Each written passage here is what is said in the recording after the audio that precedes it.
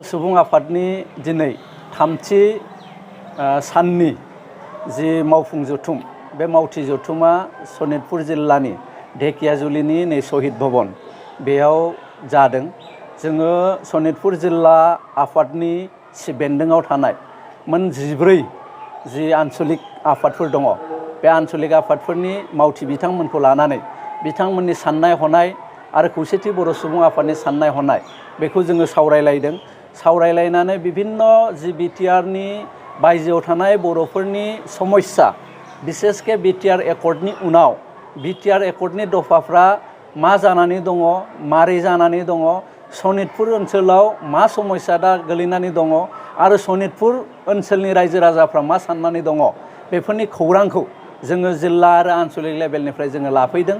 दिनै सनितपुर जिल्लानि रायजो राजानि जानानै सनितपुर जिल्ला खौसेथि बर' सुबुं आफादनि बेन्दोङाव थानाय आनसलिकनि मोनफ्रोमबो आनसलिकनि जि दैदेनगिरि बिथांमोना जोंनि गेजेराव बिथांमोननि दुखु मोननायखौ फोरमायदों। जिहेतु सनितपुर जिल्लायाव थानाय बर' रायजोफोर बे बर' रायजो राजाफ्रा बिटिआर ओनसोलावबो हाबनो मोनाखै आरो बर' कसारि वेलफेयार अट'नमास काउन्सिलावबो दासिमबो हाबाखै।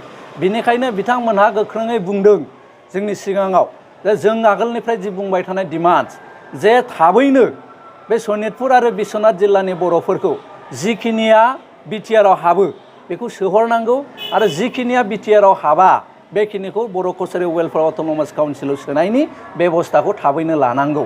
आरो लोगोसे हा हुनि जि मोनथाय फरेस्ट डुवेलार एक्ट 2006नि बायदिबा जिबायदियै सनितपुर आरो बिश्वनाथ जिल्लायाव हाबा मावनांगौमोन आसाम सोरखारा बेबायदि मावनाया खोब लासै जादों।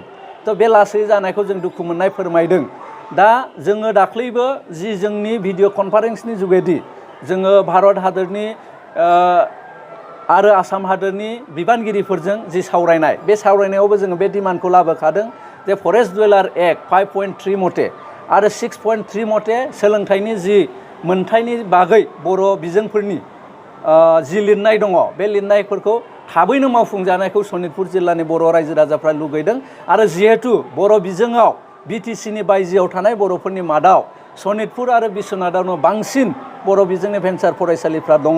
ओंखायनो जोङो खौसेथि बर' सुबुं आफादनिफ्राय गोख्रोङै खावलायबावनो लुगैदों दिनै आसाम सोरखार आरो भारत सोरखारखौ जे नोंथांमोनहा थाबैनो बिटिआर एकर्डनि जि दफाफोर बे दफाफोरखौ मावफुंनांगौ आरो सनितपुर आरो बिश्वनाथ जिल्लायाव रायजो जानानै थानाय बर'फोरनि जि दुखु जाल्ला बेखौ फोजोबनायनि थाखाय बेबस्था लानांगौ।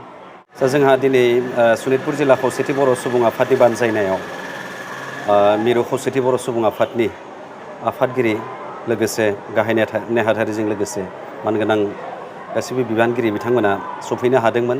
आरो बेवहाय दिनै मोनसे वार्कार्स मिट एबा मावथि जथुम हिसाबै दिनै खुंजाबाय।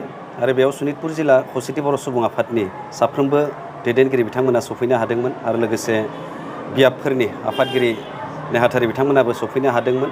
दिनै जोंहा बिटिसिनि बायजोआव थानाय बर'फोरनि जि जेंना जेंसिफोर बेखौ मावनो गोनां गोबां खामानि दङ हिसाबै खौसेथि बर' सुबुं आफादा जेरैबायदि बिबान लानानै खामानि मावदों बेबायदिनो मोनफ्रोमबो जिल्लायाव मोनसे वार्कार्स मिटजों लोगोसे हारिनि खामानि मावनो जेरैबायदि बोसोन होलांनायजों लोगोसे मोनसे सांग्रांथि होलांदों।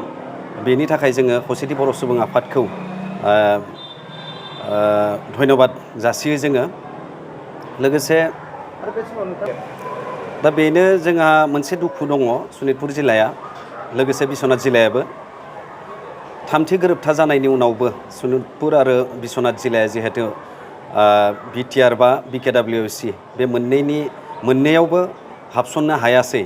दा बे हिसाबै जोङो सरकारनि खाथियाव एबा जोंनि माहारियारि आफादफोरनिसिम मोनसे खावलायनाय थागोन थाबैनो सरकारा जाहाथे बिटिआराव सोसननांगौ नङाब्ला बिकेडाब्लिउसि सोसननांगौ। जिखिनि एरियाया बिटिआराव हाबो बेखौ थाबैनो सोसनना लांनांगौ आरो जि थालांनायखिनिखौ जोंहा बिकेडाब्लिउसि हरनांगौ। बे हिसाबै जोङो खौसेथि बर' सुबुं आफाद लोगोसे जोंनि जिल्ला खौसेथि बर' सुबुं आफादाबो सरकारनि खाथियाव जोङो दाबि दैखांदों।